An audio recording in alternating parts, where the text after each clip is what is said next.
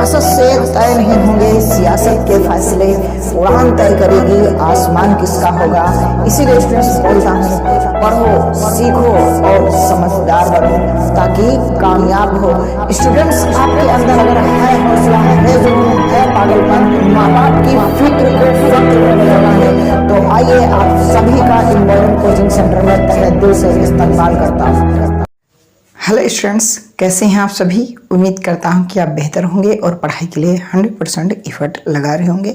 Students, जैसा कि पता है कि इम्बॉर्डेंट कोचिंग सेंटर पे आपका चैप्टर नंबर 13 और क्लास 6 बेलन आपका मैं पढ़ा रहा हूं। यानी कि मेंसुरेशन में आपको मैंने वर्ग करा दिया है, घन करा दिया है, घनाभ करा दिया है और बेलन की आज मेरी ये लास्ट क्लास है। इसके बाद में आपको कल से मैं पढ़ाऊँगा आपको शंकु। ध्यान रखना, मैं बहुत ही बेसिक से पढ़ा रहा हूँ और शंकु के बाद में आपको पढ़ाऊँगा गोला, और गोला के बाद में मैं शंकु में बेलन और शंकु और गोला के तीनों के मिक्स क्वेश्चन कराने वाला हूँ। तो आप कहीं ना कहीं इम्बॉर्डेंट कोचिंग सेंटर पर एक सीक्वेंस से मैथ पढ़ने को आपको मिल रही है। आप नए हैं चैनल पर तो चैनल को सब्सक्राइब कर लेना और अपने दोस्तों को शेयर कर देना। जो क्लास चल रही होती वहाँ पास इस तरीके का शेयर का निशान होता है, इस पर क्लिक किया करो और अपने स्टेटस पे लगा लिया करो। अपने जो फ़ोन का स्टेटस आप व्हाट्सएप पे लगाते हो उस पर आप इस लिंक को लगा लिया करो, ये हो जाएगा आपका शेयर, ठीक है। या किसी जिसे आप शेयर करना चाहते हो अपने दोस्तों को, उस नंबर पे आप इसको शेयर कर दिया करो। तो स्टूडेंट्स, क्लास करने से पहले मैं आपको बता दूं, आपका एक और चैनल है कि नसीर एकेडमी के नाम से। कैसे है? नसीर एकेडमी के नाम से।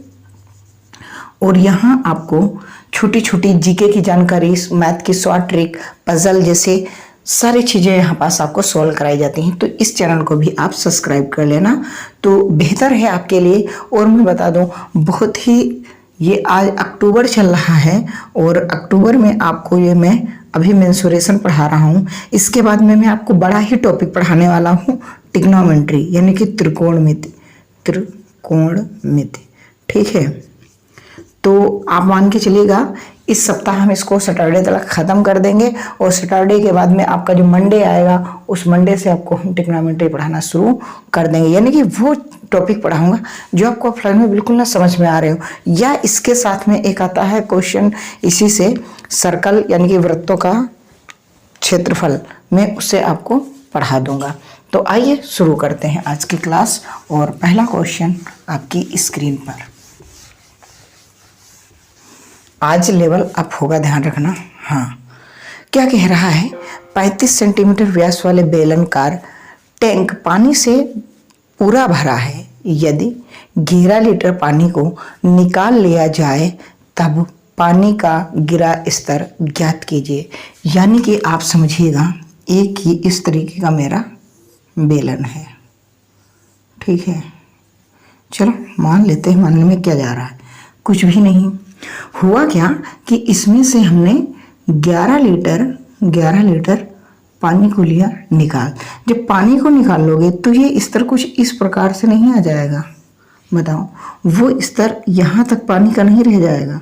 समझिएगा, जो पानी पहले फुल टैंक था अब वो इतना रहेगा, तो कहीं ना कहीं ये वाला नीचे की ओर स्तर घटा है। तो जो घटा है वो ऊंचाई ही तो है, और घटा किस लेवल में है?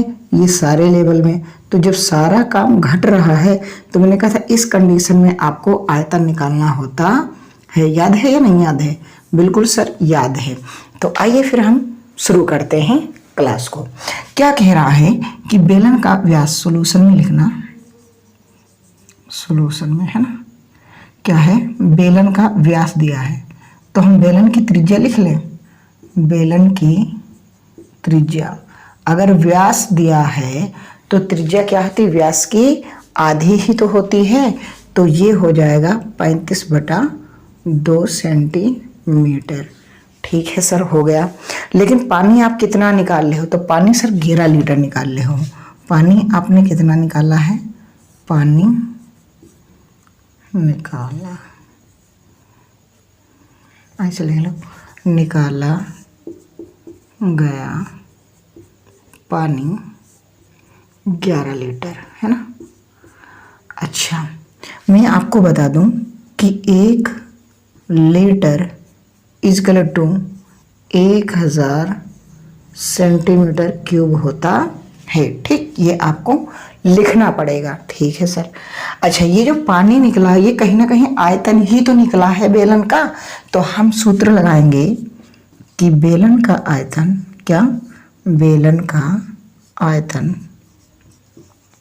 बेलन का आयतन, बेलन पाई आर स्क्वायर एच। ठीक है, तो पाई आर स्क्वायर एच, पाई का मान हम डाल देंगे 22/7 और त्रिज्या कितनी है 35/2 गुणे 35/2 और बराबर गुणे एच, और बराबर मेरा आ जाएगा 11 लीटर है, और 1 लीटर बराबर कितना है 1000 सेंटीमीटर क्यूब, तो ये हो गया 1000। ठीक है, और यही तो आयतन निकाला है आपने। हाँ सर, तो मैंने कहा 5 से इसको काट लो, 7 से इसको काट लो 5 बार। ठीक है, 11 से इसको काट लो 2 बार, और 2 से इसको कैंसिल कर दो।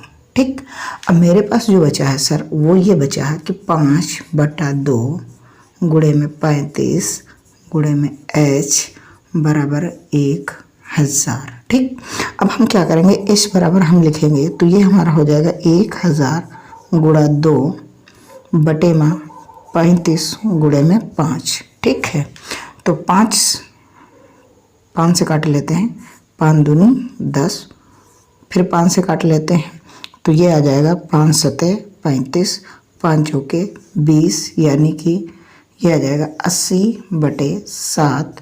तो 7 एकम 7, 1 बचा 10 हो गया, 7 एकम 7 बचा 3, यानी कि 11 सही 3/7 सेंटीमीटर वो पानी घट जाएगा। क्या होगा, वो पानी, इतनी ऊंचाई का पानी घट जाएगा।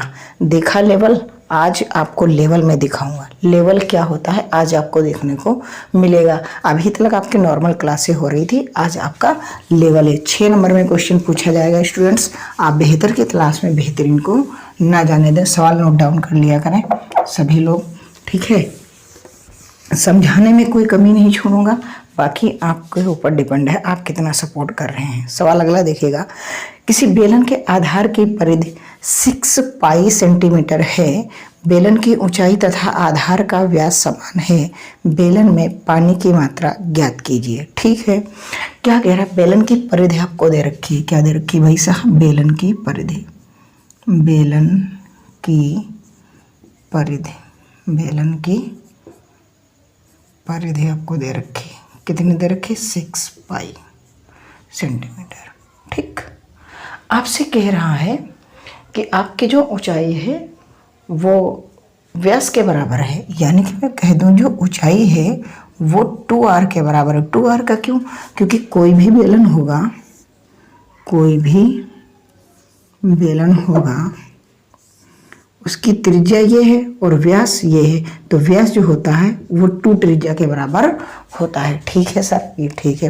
तो मैं कह रहा हूँ परिधि जो है तो r निकाल लूँ, तो ठीक है, तो बेलन की परिधि बराबर सूत्र लगा लो, बेलन की परिधि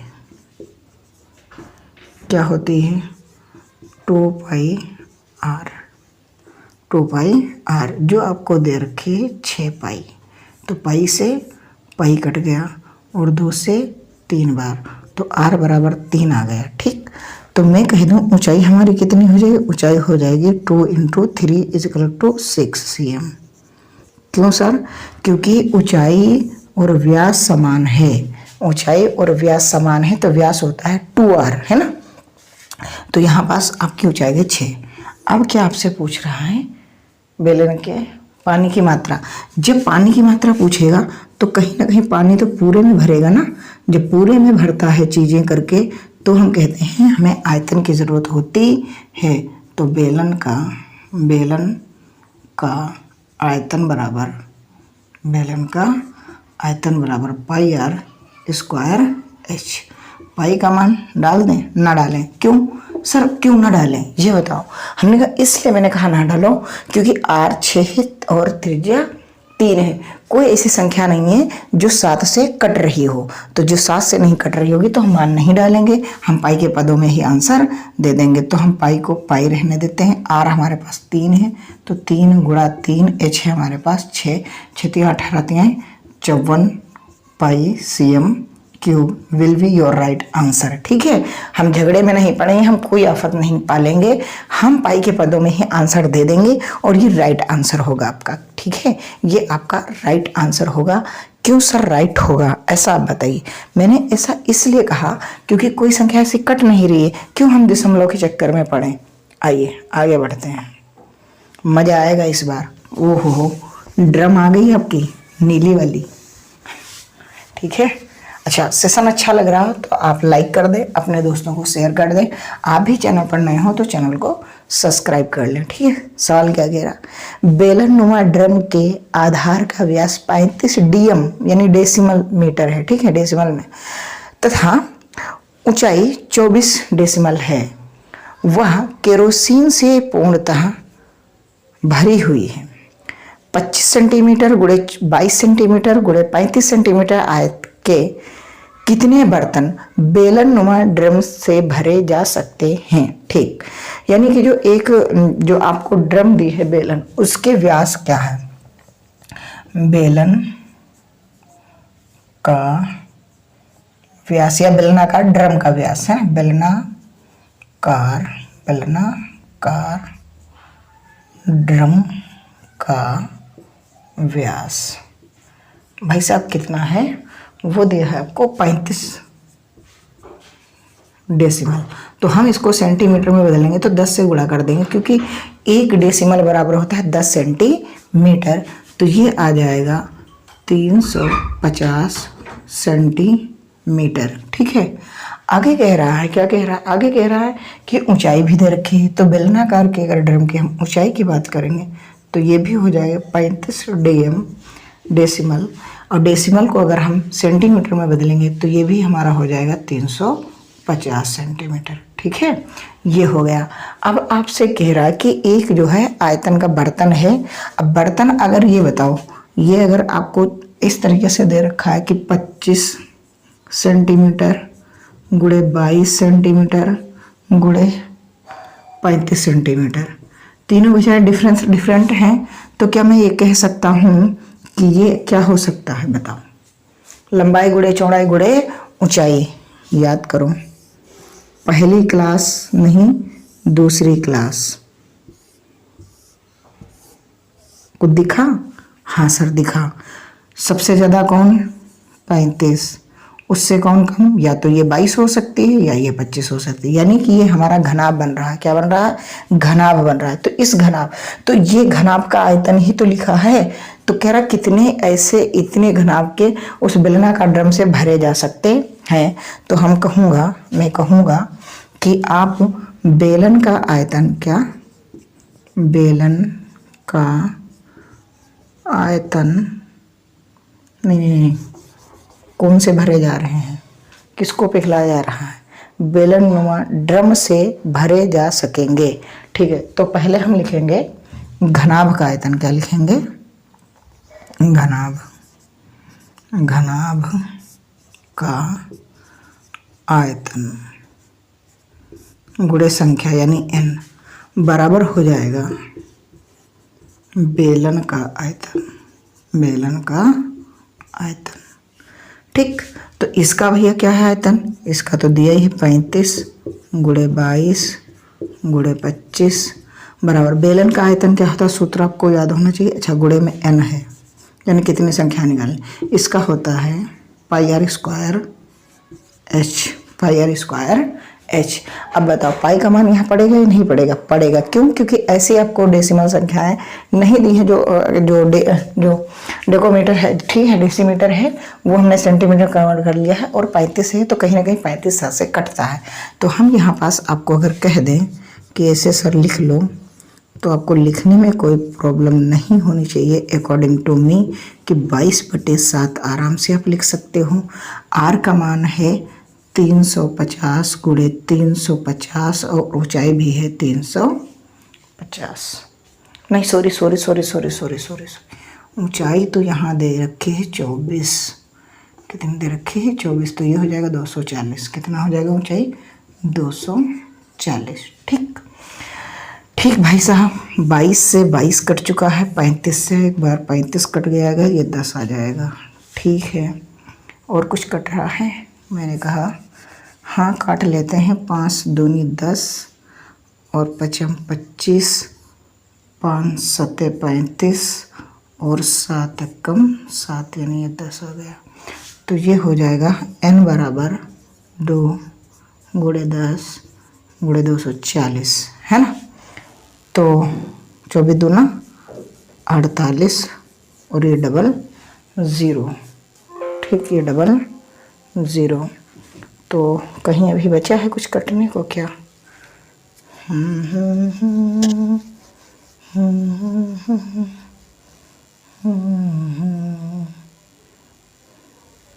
अच्छा, यहाँ 35 ये था व्यास, त्रिज्या लिखनी थी हमें, ये बचा है अभी। तो बटे में बचा 4, है ना।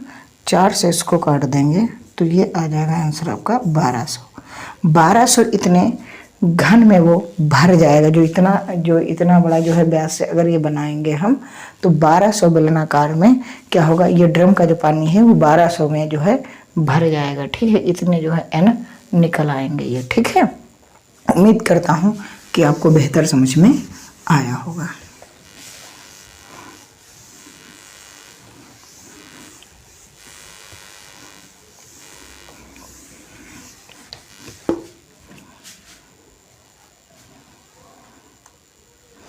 एक है 16 सेंटीमीटर ऊंचाई वाले बेलन को 16 सेंटीमीटर गुणे 22 सेंटीमीटर आयताकार चादर से पूर्णतः ढका गया है। बेलन का आयतन ज्ञात कीजिए। देखिएगा, एक बेलन है,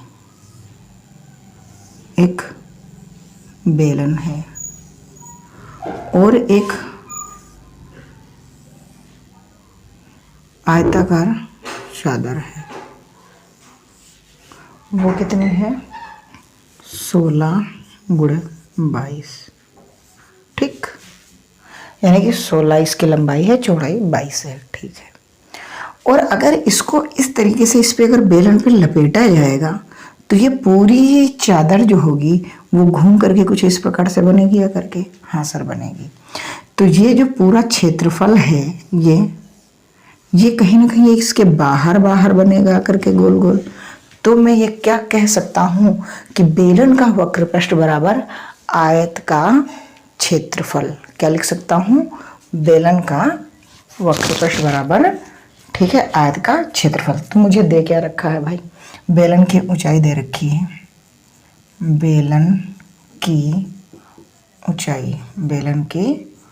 ऊंचाई हमें दे रखी है, कितना सेंटीमीटर है? 16 सेंटीमीटर है। ठीक है, तो आपसे कह रहा है, ठीक है, तो मैं कह रहा हूँ कि बेलन का वक्र पृष्ठ कितना होगा? बेलन का वक्र पृष्ठ, तो बेलन का जो वक्र पृष्ठ होगा वो किसके बराबर होगा? आयत के क्षेत्रफल के बराबर होगा। क्यों? क्योंकि ये पूरी चादर क्या कर रही है? इसको मोड़ करके फोल्ड करके बना रही है, तो ये पूरी चादर लग जाएगी ना चारों तरफ। तो इसका जो सूत्र होता है वो होता है पाई आर स्क्वायर एच। इसका होता है लंबाई गुणे चौड़ाई। तो 2 गुणे 22/7, त्रिज्या पता नहीं है, आर स्क्वायर निकालना ही है, 16 हो गया। तो 16 गुणे 22, 16 से 16 कट चुका है, 22 से 22 कट चुका है, आर स्क्वायर बराबर हो जाएगा आपके पास सॉरी, बेलन का वक्र पृष्ठ होता है 2 पाई आर एच। क्या होता है? 2 पाई आर एच। तो ये हो जाएगा कि 7/2। सर 7/2 आया कैसे? एक बार बता दीजिए। हमने कहा देख लो, देखो ऊपर ये है तो ये हो जाएगा 2r, ये भाग में है, गुणे में इधर इसके पास एक कमी को, ये 7 हो जाएगा। तो r बराबर आ गया 7/2 सेंटीमीटर। ठीक, r बराबर आ गया 2/7 सेंटीमीटर। अब आपसे कह रहा था इसका आयतन ज्ञात कीजिए। वॉल्यूम जो होता है वो होता है पाई आर स्क्वायर एच, बेलन का आयतन, यानी कि 22/7 गुणे 7/2 गुणे 7/2, ऊंचाई भाई साहब 16। तो 2 से इसको काट लो 11 बार, इसको 7 को निपटा दो, इसको काट लो 8 बार, ठीक है। 8 सत्ती 56 गुड़े 11 छक्का 66, 11 पचे 55, 55 और 6 61 cm क्यूब, cm क्यूब यानी कि 616 centimetre cube will be your right answer. उम्मीद करता हूँ स्टूडेंट्स आपको अच्छे से समझ में आ रहा होगा। सवाल बेहतरीन करा रहा हूँ, आज लेवल रख रहा हूँ, तो आज आपको पता चल रहा होगा कि हाँ बेलन में कुछ इस प्रकार से भी क्वेश्चन आते हैं। एक क्वेश्चन और आपको मज़ा आएगा सवाल लगाने में, ठीक है। नोट कर लिया होगा उम्मीद करता हूँ।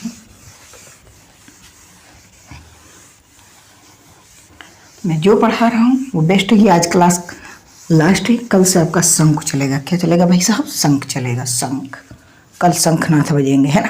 क्या कह रहा है कि धातु कि बेलनाकार पाइप का आयतन 748 सेंटीमीटर क्यूब है, पाइप की लंबाई 14 सेंटीमीटर है तथा उसकी बाह्य त्रिज्या 9 सेंटीमीटर। आपको वॉल्यूम यानी कि आयतन दे रखा है कितना? 748 cm क्यूब, ठीक है। आपके पाइप की लंबाई, जो लंबाई होगी उसी को हम ऊंचाई मान लेते हैं, वो है आपकी 14 सेंटीमीटर। गुड। आपसे कह रहा है उसकी बाह्य त्रिज्या, बाह्य त्रिज्या यानी कि बड़ी वाली त्रिज्या कितनी दे रखी है भाई साहब? 9 सेंटीमीटर। कितनी दे रखी? 9 सेंटीमीटर। सुनिएगा, ये इस तरीके का खोखला बनता है, वो दावे खोखले होते हैं ना, हाँ।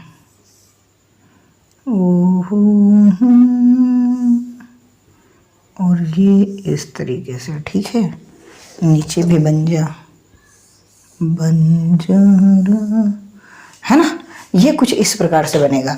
तो ये जो यहाँ से यहाँ तक की होगी वो छोटी आर मानते हैं, और जो यहाँ से यहाँ तक होगी या ये कहते हैं यहाँ तक होगी, तो ये दूर तलक है ना, तो इसको हम बड़ी आर मान लेते हैं, ठीक है। जो अंदर तलक रहती है वो छोटी और बाहर तलक बड़ी आर मानते हैं, ठीक है जी। बहुत अच्छी बात है सर जी। तो अब हम कह रहे हैं कि हमें क्या है, वॉल्यूम दिया है, तो हम वॉल्यूम से ही हम छोटी आर निकाल सकते हैं। ये तो कह रहा तो पाइप की मोटाई, अच्छा पाइप की अगर मोटाई निकालना है तो यही तो आपको निकालना है। तो मैं ये कह रहा हूँ कि अगर बड़ी वाले में से त्रिज्या, अगर छोटी वाली त्रिज्या घट जाएगी तो आपका आ जाएगा या नहीं आ जाएगा? हाँ सर आ जाएगा। तो कहीं ना कहीं तो इसका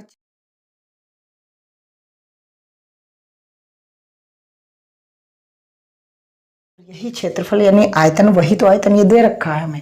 तो हम क्या कहेंगे कि खोखले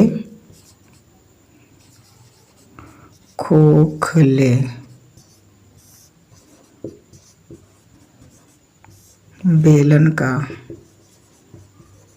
आयतन क्या होता है? Pi capital R minus small r square into h होता है। यही तो होता है। हाँ सर यही होता है। पाई का मान रख सकते हैं या नहीं रख सकते? पहले ये सर गुणे में 14 है जो 7 से निपट जाएगा यानी कट जाएगा, तो हम रख देते हैं। हमने कहा बिल्कुल रख देते हैं। पाई का मान हमने रख दिया 22/7। यहाँ कैपिटल आर है ना, क्या दे रखी? बाह्य त्रिज्या, हाँ कैपिटल आर है, तो यहाँ 9 9 81, 9 का स्क्वायर करोगे 81, ये छोटी आर स्क्वायर इंटू 14 बराबर 748। 7 से इसको काट देंगे 2 बार, ठीक है। 2 से इसको काट लेंगे हम, 2 3 6, कितना बचा? 1। 2 से 14, 2 चौके 8, ठीक है। 11 3 33 बचेगा 4, 11 दूनी 22, 11 3 33 और 11 चौके 44। तो मैं फिर से एक बार कह दूं कि ये इतना, और ये गुणे की संख्या इधर भाग में आएगी 34/2, है ना। ये हो जाएगा भाई साहब 17। कितना हो जाएगा? 2 से इसको काट लेंगे भाई साहब, 17 हो जाएगा। अब जब ये 17 हो जाएगा तो ये माइनस का आर स्क्वायर बराबर 17, ये प्लस का है माइनस का हो जाएगा 81। तो ये प्लस माइनस माइनस में आंसर देगा आकर के, तो 11 में से 7 गया 8, हाँ यही तो होगा। 11 में से 7 गया 4, इधर 7, 7 में से 1 गया 6 माइनस का, ठीक है। क्या होगा? आर स्क्वायर बराबर क्या आएगा कि माइनस का 64, और यहाँ भी माइनस था, माइनस से माइनस कट गया, तो जो आर बराबर हमारी आ जाएगी रूट में 64 हो जाएगी। तो आर बराबर हमारे पास कितना आ जाएगा? 8 सेंटीमीटर। यानी कि आंतरिक त्रिज्या जो हो जाएगी वो आपकी 8 सेंटीमीटर हो जाएगी। स्टूडेंट्स, इससे कठिन आपको बेलन में कुछ नहीं मिलेगा। आपका बेलन कंप्लीट हो चुका है। अब जो मिलेगा इससे कठिन वो बेलन और शंकु के आधार पर, जैसे कि मान लिया आपको मैं एक फिगर बना के देख रहा हूँ, जिसे कि कहेगा कि नीचे एक बेलनाकार है। क्या कहेगा? नीचे एक बेलनाकार है, उसके ऊपर एक शंक्वाकार है। ठीक है, तो इस खिलौने की संपूर्ण ऊंचाई ज्ञात कीजिए। यह कहेगा इसका पूरा, इस पे कितना कैनवास इसको बनाने में लगेगा। कैनवास मतलब कपड़ा, इस पे कितना लगेगा। इस तरीके का क्वेश्चन आएगा। यह आपसे कहेगा एक नीचे अर्धगोले का है और बीच में बेलनाकार है, फिर ऊपर इस तरीके से। यह कहेगा एक बेलन है, उसके साथ में दो अर्धचंद्राकार लगे हैं, तो ये बना हुआ कैप्सूल का जो है आपको आयतन निकालना है। वो तब मैं पढ़ाऊंगा जब मैं शंख पढ़ा लूँ। अभी कल शंख शुरू होगा, फिर मैं अर्धगोला शुरू करूँ, गोला और अर्धगोला, उसके बाद में ये मिक्स वाले क्वेश्चन कराऊंगा। तो कहीं ना कहीं आपको इम्पोर्टेंट कोचिंग सेंटर पे बेस्ट मिल रहा है। आप जरूर डेली शाम 7 बजे जुड़ा करें। बेहतर की तलाश में बेहतरीन को ना जाने दें। पढ़ो, सीखो और समझदार बनो ताकि कामयाब हो।